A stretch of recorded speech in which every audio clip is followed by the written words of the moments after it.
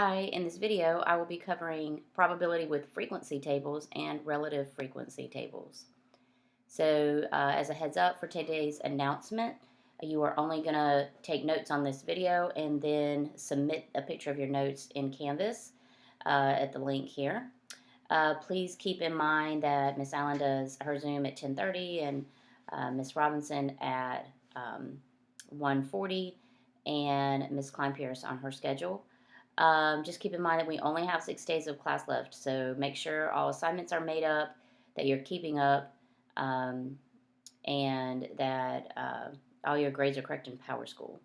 So let us know if you see any mistakes, okay? Or if you're making up work and we need to grade it, give us a heads up. Send us a quick email or a message through Remind, all right? So this right here in number 1, if you're able to print, if you click on that, you'll actually be able to download and print. Or if you have a Chromebook, it'll download. Just go to open up your downloads and then you should see it. But if you print it, this is the handout that we're working on today that we're taking notes from. So it's 3 pages, but it's really not that long. These tables do not have to be this huge. If I was able to make them smaller, I would. But with Google Docs, we can't adjust the width of a table. So the table can be quite a bit smaller in your notebook, and it really won't seem like that much. It's just because I'm making sure that it's big, or Google can't make them bigger, that they're this size. So anywho, print that if you're able. It's going to make note-taking easier. Otherwise, you'll need to pause quite a bit during the video. The video will be linked right under here as soon as I finish and upload it. So we're going to go ahead and get started. So you have already worked with frequency tables before. A frequency is the number of times an observation occurs or is recorded in an experiment or study. So let's say we ask your class, we survey your math class, the students in your math class on a question like whether you have a Xbox. And everybody who says yes would get put in the yes column for Xbox. Well, that means that a frequency is the number of students who said yes to the question, okay?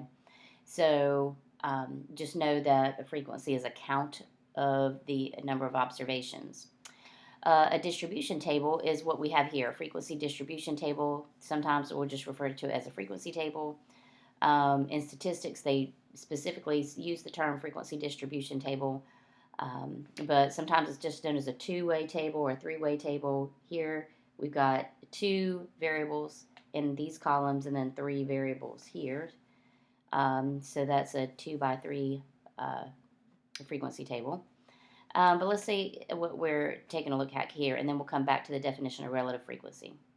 So it says a teacher surveys students about the type of end-of-year party they would enjoy most. The results are summarized in the table. So again, this frequency distribution is going to be a display, an organized way of displaying the information obtained in a survey. So if we look at what we've got here, we've got headers up top of party type. They were able to choose from a bowling party, a skating party, or a dancing party. And we interviewed or surveyed freshmen and juniors, okay? So notice I've got in letters in parentheses what those category totals are, and that's going to help us later when we're finding probabilities. So notice, what are some things we notice? We notice that there are 342 students total that participated in this survey, and of those that participated, 122 wanted bowling, 74 wanted skating, and 146 wanted dancing. But out of the respondents to the survey, 158 were freshmen that responded, and 184 were juniors. So question 1 asks, how many students are freshmen? So, well, we have 51 freshmen that wanted bowling and 51 freshmen that wanted skating, and 62 freshmen that wanted dancing, but that total, these 3 numbers, totaled up to 158. So there were 158 freshmen. So now, if I want to know the probability that a respondent is a freshman, I would take the number of freshmen, which was 158, and put that over the total number of respondents, 342. So remember, probability is the ratio of favorable So whatever it is you're looking for over total possible. So there were 342 total possible responses from the students, and then of those, 158 were freshmen. Next, you are asked how many students are juniors and voted for dancing. So juniors and dancing, or J and D. Remember from our previous lesson on Venn diagrams, and refers to the intersection. Only this time, instead of for the Venn diagram, if you recall on a Venn diagram, the intersection was where the two circles intersected. This time, it's going to be where a column and row intersect. So juniors, I'm going to go up here to my juniors, and then voted for dancing, and then I'm going to go till they meet. And this juniors that voted for dancing, that was 84. So it's still the intersection, but now it's just the intersection of a row and column. So now, remember that this symbol here, in probability, if it looks like a lowercase n, then that stands for intersection. So again, the and n go together. So just don't forget that. And means intersection, denoted by the looking like a lowercase n. Sorry, let me slide that over. Looks like a lowercase n. And then we'll talk about the other one in a second. So the intersection was how many were juniors and voted for dancing? 84 out of the 342. If you feel like I'm going fast, remember it's your job to pause the video and record everything down in your notebook if you're having to handwrite this, okay? Including the questions. Everything on this paper should be in your notes. Otherwise, it's not going to help you when you take your test on Friday. And remember, your notes are to help you with your practice, and your practice is tomorrow. So you will use everything from this video that you put in your notebooks or this sheet that you're able to print, and you will use it to practice tomorrow. If all you have is tables with numbers, that is not going to help you. You need the questions, the symbols, everything, okay, in your notes. Next, how many students voted for bowling or skating? You might recall that for or, we use the symbol that looks like the U. And I want you to remember union, as in join together.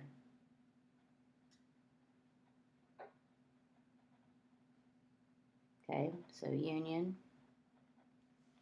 And since it's joined together, I want you to think add. Okay, if you were to join two groups together, you would add everybody to the same group. So bowling or skating. So let's just look. How many students voted for bowling? Well, there were 51 freshmen and 71 juniors, but there were a total of 122 that voted for bowling. And then for skating, there were 74 that voted for skating. It does not specify what grade level they're in, so we use the total. So just pick up a calculator and hit 122 plus 74.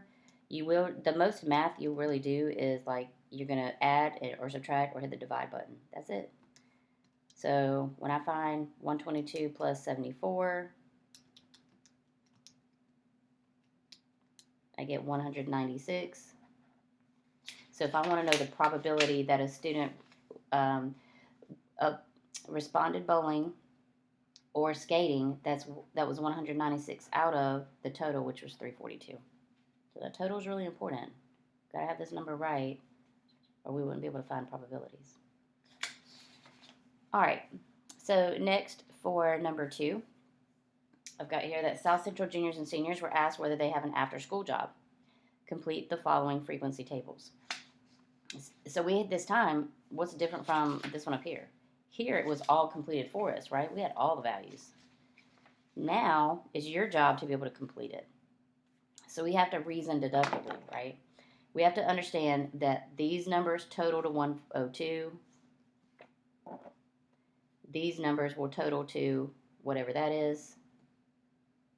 But we also need to keep in mind that these numbers here should total to 200. We're actually given a total here. And that these numbers here must total to 200 as well, okay? So in other words, these have to add up to 102, These numbers will add up to whatever that is. These two numbers will add up to 200, okay? Because these are our totals. But we're going to have to reason deductively. So that means to basically deduce or go, well, if I know that this number plus 95 equals 200, I can do the inverse operation and take the 200 and subtract the 95 to get this. So this number is going to come from calculating 200 subtract this 95 that we already know. So I'm just going to pick up my calculator. 200 minus 95 was 105. And that should make sense now because 105 plus 95 equals 200. So if you feel like you can do this, please go ahead and pause the video and complete it, and then come back to check your answer. So if you notice here, I was able to finish this one, but I need to know at least two numbers and able to finish a row or column.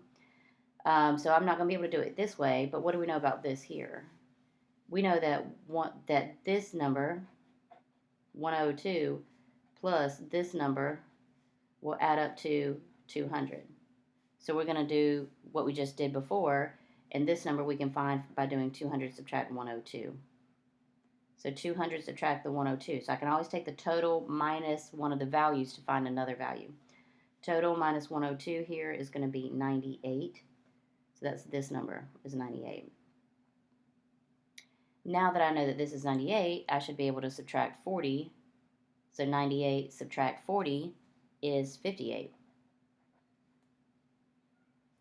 Now over here, what am I going to do? Because I don't know either of these two numbers, I'm going to have to use my row total.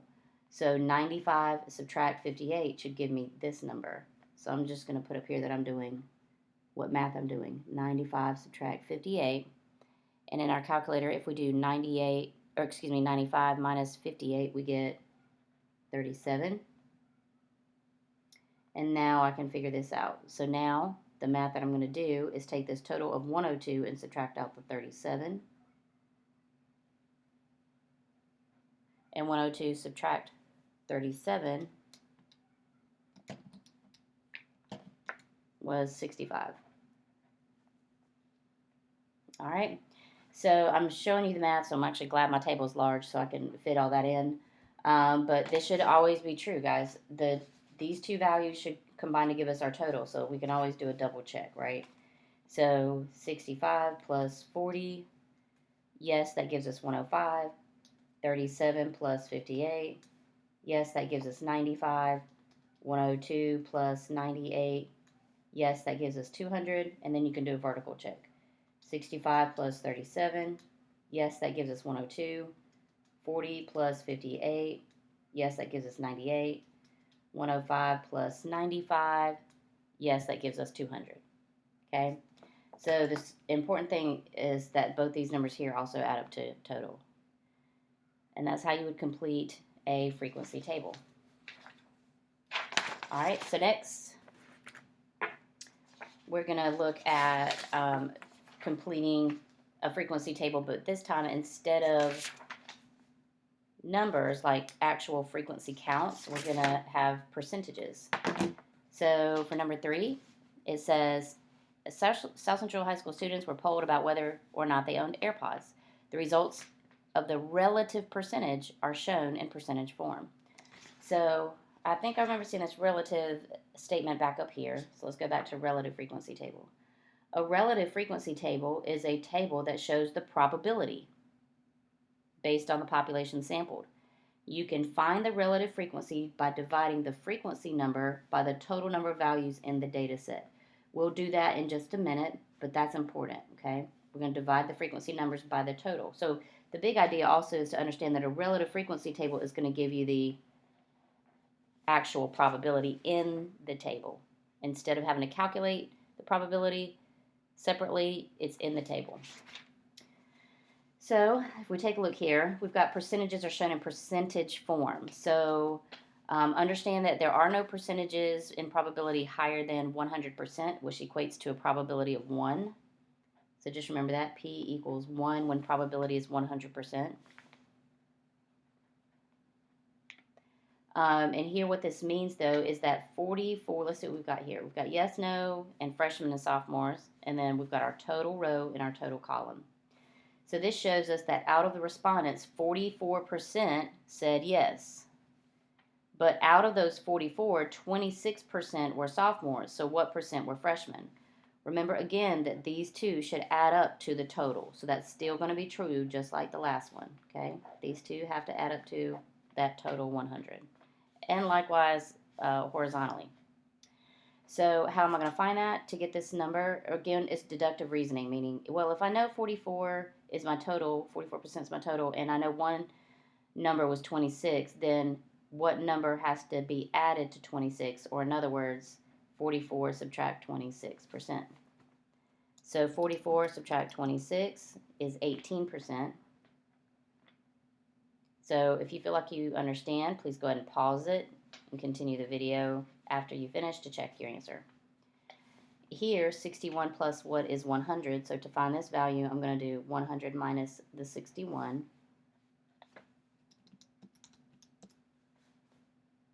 And I get 39.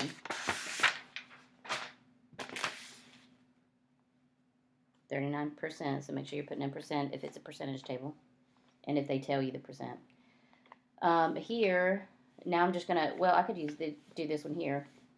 So how can I find this missing value? These two numbers have to add up to 100. So I could do 100 subtract the 44%, and that gives me 56%. I still don't have enough information to figure out these two numbers, but I can use this and go horizontal, right? So maybe I come up here and I do, okay, well, I know 61% subtract this 18% should give me the missing value, 43%. So let me see if that makes sense. Does 18 plus 43 give us 61? Yes, it does. Okay. And then similarly here, or I could go here.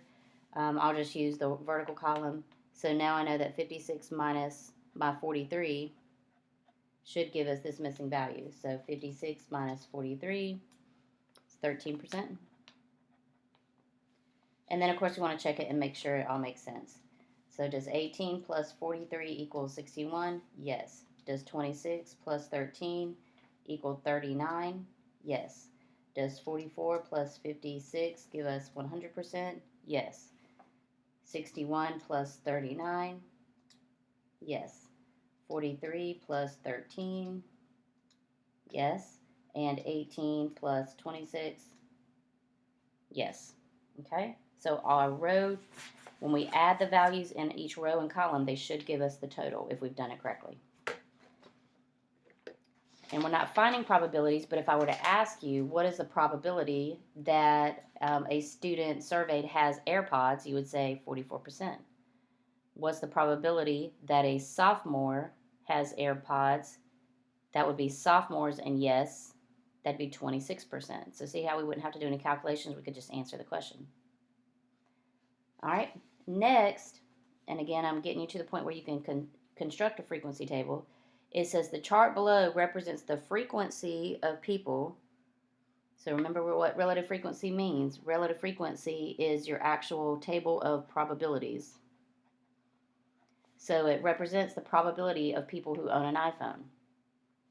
So we've got teens and adults that were surveyed, and they could either respond, yes, I have an iPhone, or no, I do not have an iPhone. So the only difference is this time is instead of percentages, these percentages are ultimately like converted to a decimal. So remember that a probability of 0.31 equates to a probability of 31%. So the only difference is now if that these percentages would be in decimal form. So that's where we're headed, is learning how to take a frequency table and develop a relative frequency table by making it a decimal between 0 and 1. All right, so we're going to do the same process. If you feel like you got this, go ahead and pause the video, please, and move forward to practice, and then come back and check your answer. So to get started, we're going to have to look for ways that we can either use a total or find a total. So here in our yes column, we have 0.78 as our total, but 0.31 were teens. So that must mean that 0.78 subtract 0.31 which if you pick up a calculator and do it would be 0.47. 0.47 of respondents were adults. If I come over here, maybe I can do this total here. So this would be 0.40 and 0.60. I apologize. I forgot that I reprinted these. So this is actually in your paper, 0.51 and 0.49. You have the correct numbers on your paper. It's just that I printed them before I made that correction. So on your paper, you got 0.51 and 0.49. When I combine these together, 0.51 and 0.49, oops, negative by accident. Then we get exactly 1. And that is what should happen. We should get a probability of 1 because a probability of 1 means 100%.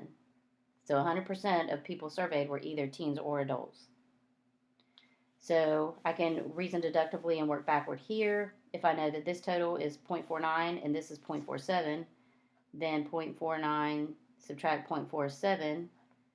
And sometimes when it's in percentages, I think about it like money, like change. Like think of it like 49 cents minus 47 cents leaves us with 2 cents. And then now we should be able to combine this total and say 0.20 plus 0.02, or think about it like 20 cent plus 2 cent gives us 22 cents, which actually is related to percentage, right? So now we're going to always do our check. 0.31 plus 0.20, if I can type it in right, is 0.51. Yep. 0.47 plus 0.02 should give us 0.49. Yep. 0.78 plus 0.22 should give us 1. Good. 0.31 plus 0.47 should equal 0.78. It does. And 0.20 plus 0.02 should add up to 22. And 0.51, this was actually given, plus 0.49 gives us 1. Good. So always do that check, okay? So now, one of the things I used to ask when you used to have a state of course exam is they would give you this relative frequency table with all these decimals and then ask you questions.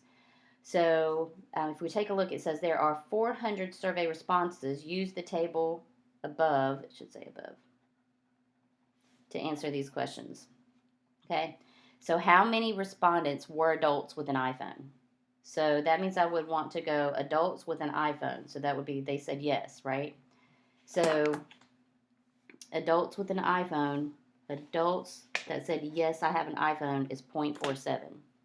So that equates to 47%. So what we do is we take that probability, 0.47, and multiply by the number of survey respondents, which is 400. Pause it if you got a calculator and find that value. So 0.47 times 400 gives us 188 people were adults with an iPhone. Oops, 88. I'll just rewrite it. 188. Okay?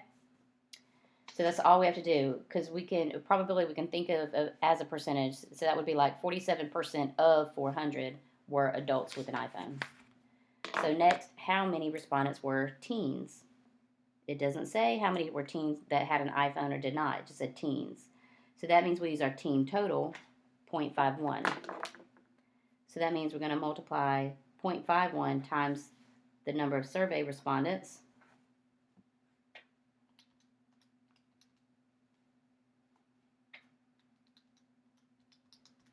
And we get 204. So again, 0.51 times 400 gives us 204. So 204 of the 400 survey respondents were teens. So how many respondents do not own an iPhone at all? Well, that would be your do not own an iPhone. That would be your no total. Okay? So that's 22% or 0.22 times 400. 0.22 times 400. And we get 88. So it would be 88 people responded that they do not have an iPhone. So what kind of conclusion can we make? Well, we can definitely say that the majority of these respondents have an iPhone, because 78% do have one, while 22% do not. All right? But that's how we use a relative frequency tables. We don't have really any further calculations because the probabilities are given. If I were to ask you, what is the probability that a respondent is an adult, there's no math to do. You would say 0.49. Why? Because even if we did 0.49 over the total, anything divided by 1 is itself. So 0.49 divided by 1 is just 0.49. So this, in your relative frequency table, this should always equal 1. Okay? Up here, if it's a percentage table, it should always add up to 100%. All right? All right, so last page, and we're done. And it won't take as long. So I'm going to challenge you to complete this. So if you would, pause the video, because if you're writing this, you're probably pausing a lot because I'm not slowing down and giving you time to write.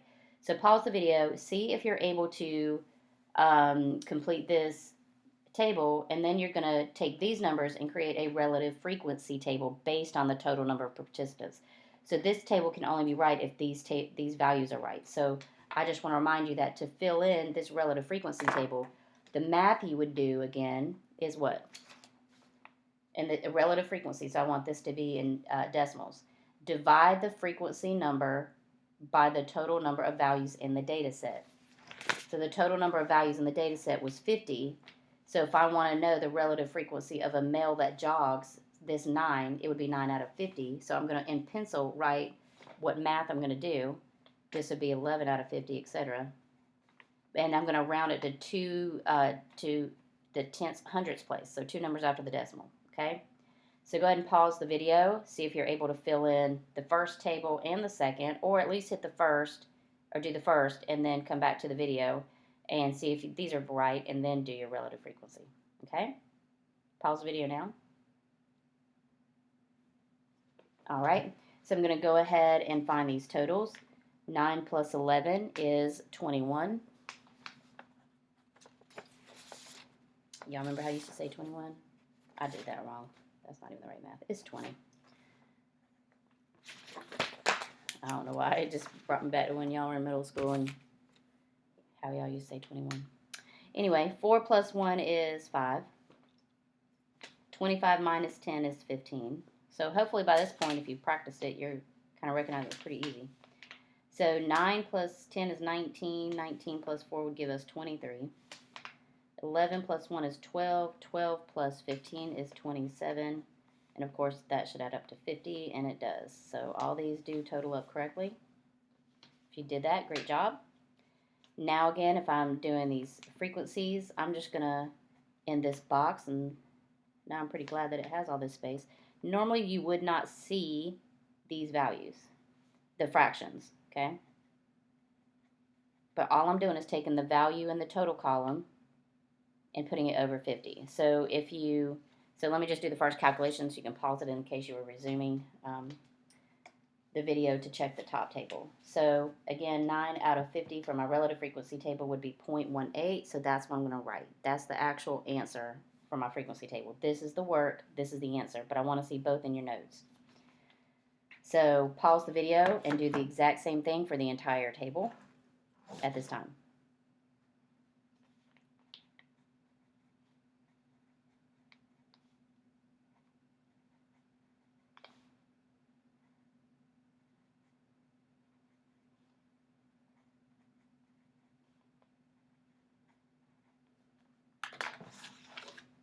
All right, so again,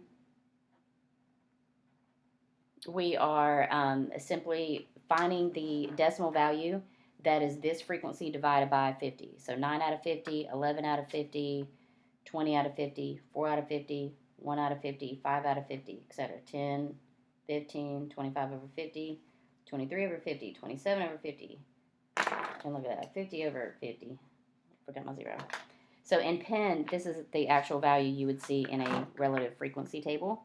So 11 out of 50 was 0.22. Check your values against what you calculated.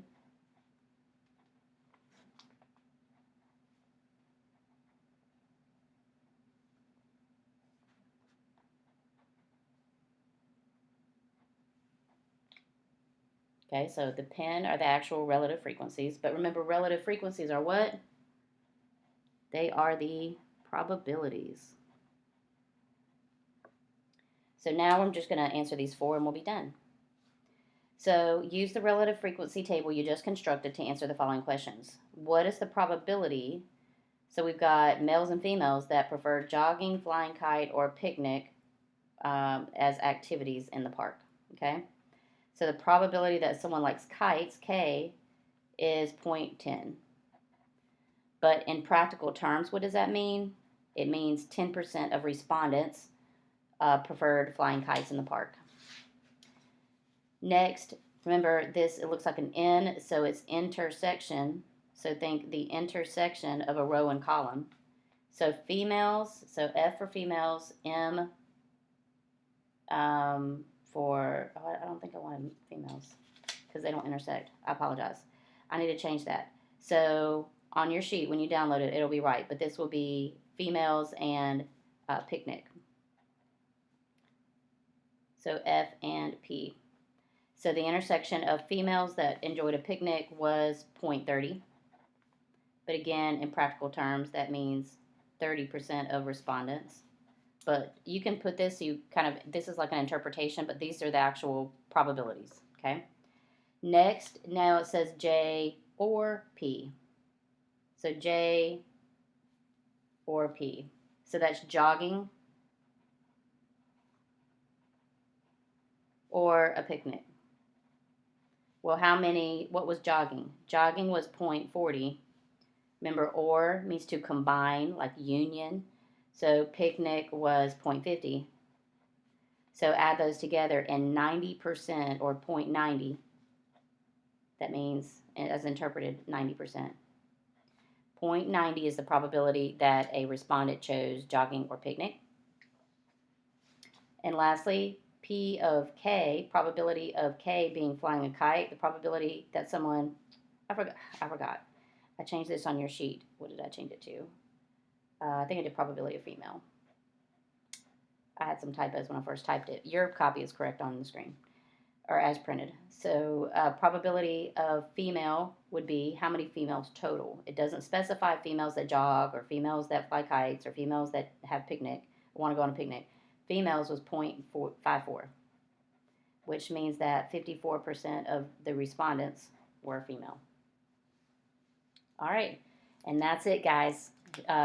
Go ahead, finish taking these notes, and go back and get anything you didn't get already, and upload those into Canvas. Have a great day.